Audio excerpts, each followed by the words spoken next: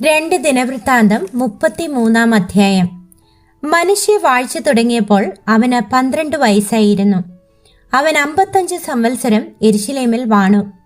യഹോവ ഇസ്രായേൽ മക്കളുടെ മുൻപിൽ നിന്ന് നീക്കിക്കളഞ്ഞ ജാതികളുടെ മ്ലേച്ഛതകളെ പോലെ അവൻ യഹോവയ്ക്ക് അനിഷ്ടമായുള്ളത് ചെയ്തു. അവൻ തന്റെ അപ്പനായ യെഹിസ്കീയാവ് ഇടിച്ചു കളഞ്ഞിരുന്ന പൂജാഗിരികളെ വീണ്ടും പണിതു. ബാൽ വിഗ്രഹങ്ങൾക്ക് ബലിപീഠങ്ങളെ തീർത്തു. അശേര പ്രതിഷ്ഠകളും ഉണ്ടാക്കി. ആകാശത്തിലെ സർവ്വസൈന്യത്തെയും നമസ്കരിച്ച് സേവിച്ചു. യെരുശലേമിൽ എന്റെ നാമം ഇരിക്കുമെന്ന് യഹോവ അരുളി ചെയ്ത യഹോവയുടെ ആലയത്തിലും അവൻ ബലിപീഠങ്ങൾ പണിതു. യഹോവയുടെ ആലയത്തിന്റെ പ്രാകാരം 2 അവൻ ആകാശത്തിലെ സൈന്യത്തിന് ബലിപീഠങ്ങൾ പണിതു.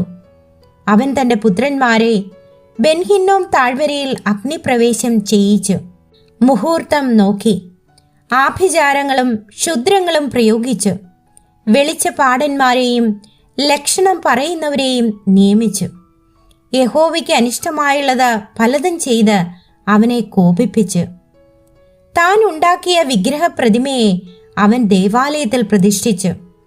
ഈ ആലയത്തെക്കുറിച്ചോ, ഈ ആലയത്തിലും ഞാൻ എല്ലാ ഇസ്രായേൽ ഗോത്രങ്ങളിലും നിന്ന് തെരഞ്ഞെടുത്തിരിക്കുന്ന യെരുശലേമിലും ഞാൻ എന്റെ നാമം എന്നേക്കും സ്ഥാപിക്കും എന്നും ഞാൻ മോശെ മുഖാന്തരം ഇസ്രായേലിനോട് കൽപ്പിച്ച സകല ന്യായപ്രമാണത്തെയും ചട്ടങ്ങളെയും ന്യായങ്ങളെയും അനുസരിച്ച് നടപ്പാൻ അവർ സൂക്ഷിക്കുമെങ്കിൽ ഞാൻ നിങ്ങളുടെ പിതാക്കന്മാർക്കായി നിശ്ചയിച്ച ദേശത്തു നിന്ന് അവരുടെ കാൽ ഞാൻ ഇനി നീക്കിക്കളകയില്ല എന്നും ദൈവം ദാവീദിനോടും അവന്റെ മകനായ ശലോമോനോടും അരുളി ചെയ്തിരുന്നു.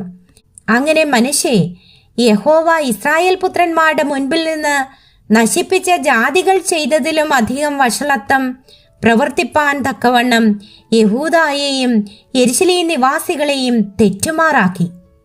യഹോവ മനശ്ശെയോടും അവന്റെ ജനത്തോടും സംസാരിച്ചു, എങ്കിലും അവർ ശ്രദ്ധിച്ചില്ല. ആകയാൽ യഹോവ അശൂർ രാജാവിന്റെ സേനാധിപതിമാരെ അവരുടെ നേരെ വരുത്തി.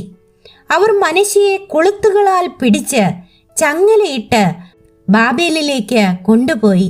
കഷ്ടത്തിലായപ്പോൾ അവൻ തന്റെ ദൈവമായ യഹോവയോട് അപേക്ഷിച്ചു.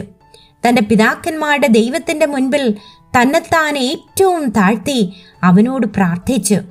അവൻ അവന്റെ പ്രാർത്ഥന കൈക്കൊണ്ട് അവന്റെ യാചന കേട്ട് അവനെ വീണ്ടും യെരുശലേമിൽ അവന്റെ രാജത്വത്തിന് തിരിച്ചു വരുത്തി.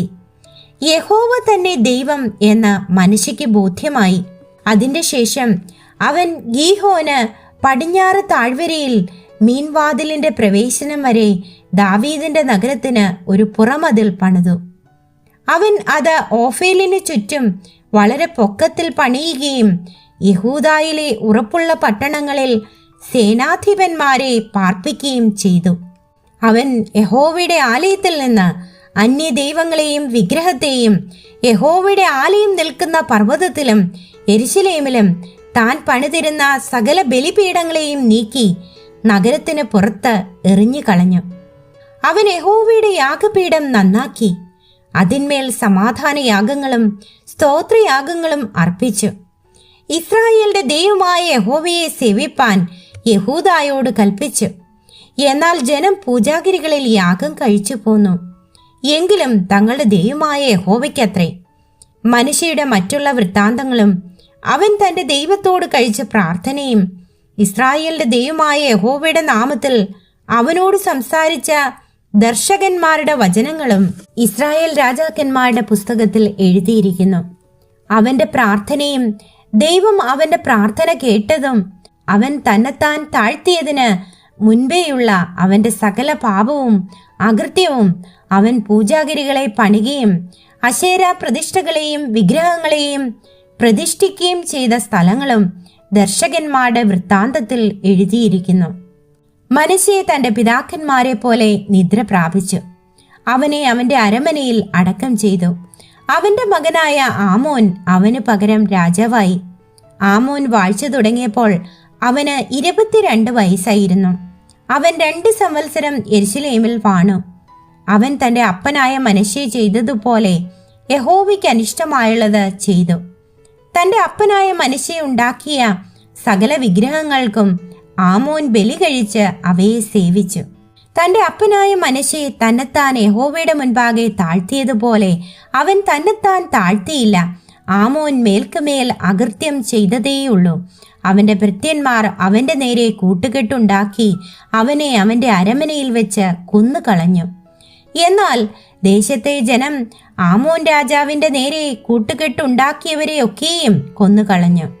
ദേശത്തെ ജനം അവന്റെ മകനായ യോശീയാവെ അവന് പകരം രാജാവാക്കി.